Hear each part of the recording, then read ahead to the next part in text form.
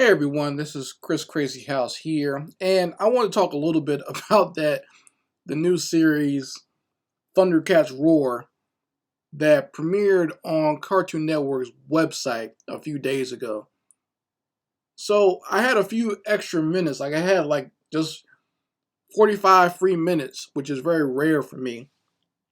And I saw some people on Facebook talking about the show, and I didn't even realize it was out because I remember a year ago they released a trailer for it and like a little behind the scenes video with the creator, and they never they said it was going to come out in 2019, but then people complained about it so much. I thought that maybe they had either just scrapped it or what.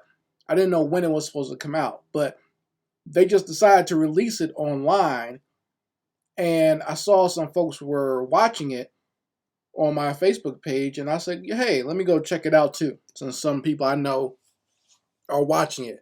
Now, based on what they were saying while they were watching, I didn't hear anything good, but I had low expectations for this show to begin with. And I'll be honest with you folks, as an artist and animator myself and someone who just loves most types of animation, like I was not one of these people that was just automatically hating on this, but I was not enthused about it either. I was very lukewarm, very even on this show, and I was just figuring it was going to be more like a show like maybe Steven Universe, that while I can respect the craft behind it, is I know that it's a show that's not for me. I thought it was going to be more like that, but I decided to go watch it, and literally 3 minutes into the show, I decided that this show is not only bad, but this show is very disrespectful to the source material. And like I said, just watching it, I was just sitting there like, come on, man. Is this the guy that created the show? He claims, and I use the word guy loosely, because if you've seen this person, you know what I'm talking about. There's been lots of memes and lots of jokes and calling him a soy boy and making fun of his top knot and everything. But uh, I mean, he looks like almost like a parody of what the creator of this show would be like. If this is almost like a comedy skit in and of itself. Like it's almost like they're making fun, like they're making a terrible cartoon, and they're making fun of the people who make these terrible cartoons. Like that's what it almost seems like. It's so ridiculous. Like this guy is so ridiculous and the show is so ridiculous. You almost can't even take it seriously. It's almost like one big joke.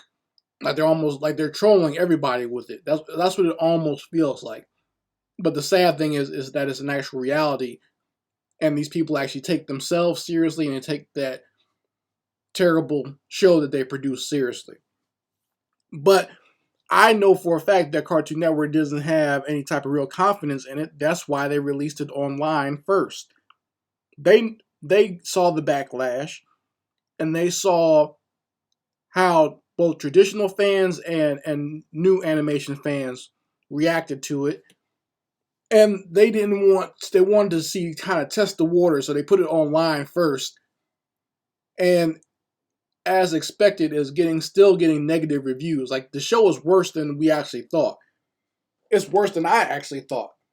My bar was already low for this show, but watching it, I'm sitting there looking at it, and I'll be honest, there are certain parts where I'm laughing at it, not because it's actually funny, by the way. This is not this show is definitely not Gumball or Teen Titans Go, where you can actually laugh at some of the jokes that are on there. I was laughing at the fact that it was so terrible. And I was laughing at the fact, just sort of imagining more traditional fans of Thundercats watching it. Because I can see them burning through the screen. And when I listened to a lot of the reviews of the first two episodes, that also cracked me up. Like, I have a morbid sense of humor where people getting offended or people getting their getting upset over watching something is almost just as funny as the thing that they're watching. So I knew that this show was not going to be well received, but I did not expect to not like it as much as I did either. I didn't expect to loathe it while I'm watching it. Okay. And like I said, it's extremely disrespectful to the source material and disrespectful to the people who are fans of either the original Thundercats show that came out during the 80s when I was a kid, or the people who are fans of the reboot that came out in like 2010, 2011. It's very disrespectful to those fans. And not only that, there is an obvious agenda of anti-masculinity put into this show. And I'm a little tired of that part of that whole agenda where they're trying to attack masculinity, or traditional masculinity, that I should say, because what they want is all men to be more like the like, be more like their creator of the show. That is the epitome of manhood nowadays, and it's very disturbing. Now, let me just be honest with you. Like, I remember, as I said, I grew up during the 80s. I grew up with Thundercats, and I liked it back then, but I was not a fan of it when it re-aired on Cartoon Network back in like the late 90s, early 2000s. I found that the show was not all that great. It has some great ideas. It has some great concepts. The character designs were amazing. The animation in certain places were very amazing. Talking about like the intro, or anytime Lionel used his sword, where he called for the Thundercats, or when Mumra made his transformation. Those were all amazing animated sequences, and my hats off to the studio and all the animators that worked on that back then. But story-wise, it was not as good. It was very corny, and I understand that, because at that time they were trying to sell toys. That was the number one thing, but they were also trying to teach kids moral lessons.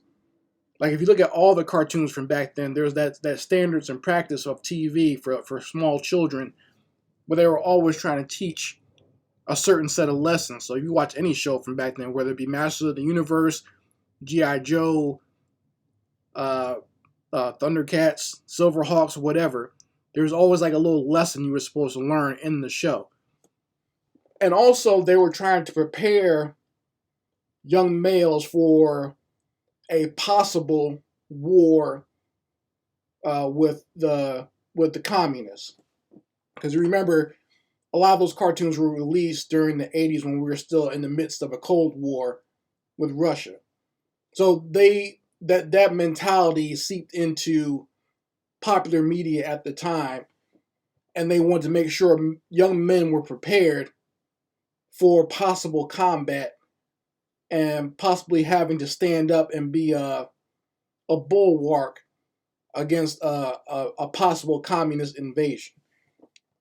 Now, nowadays, they are trying to do a different type of programming on young males where, like I said, it's a very anti-male mindset and a very anti-male propaganda. Well, let me rephrase that. It's anti-traditional male. Now, if you're a man that wants to wear dresses and not be in shape and not be overly emotional or whatever, and you think it's funny to make fun of traditional males, then that's where they're going towards. Okay, it's more about having men be closer to being females and having the females be more masculine. There's a big switch going on now in culture, so the cartoons are going to reflect that in their showing. So, I mean, for me, like I said, I was not enthused about this to begin with, but I did not expect it to be so disrespectful to the source material. Like, this guy claims that he watched Thundercats with his brothers, and he loved it, so that's why he wanted to do this show. But it's obviously that he hated Thundercats. He hated everything about it. He hates seeing men portrayed with big muscles and everything, and taking charge and being great leaders. That's because through the whole show, through both episodes, that's all they made fun of. They made Lionel look like a complete idiot. They make most of the men look incapable and just like moronic, and they make it seem like it's just moronic to even want to be a man or a young boy who likes adventure and wanting to take charge and be a leader. Like that's what they're parodying in the show. And like I said, to me, it just seems very disrespectful to do that. Especially like you could have made your own show. If he was so creative, he could have made his own show doing that. But he wanted to take a popular property and essentially defecate on it. That's the best way I can describe it. You take up something that was very popular, something that people loved and adored, and something that people wanted more of, and you went into the bathroom and wiped your backside with it. And you came out with this show. So, I mean, you folks let me know how you feel about it in the comment section. But to me, I would have rather have seen maybe a second season or maybe like a little short animated movie of the 2011 Thundercats series, because I thought that was a very well done series.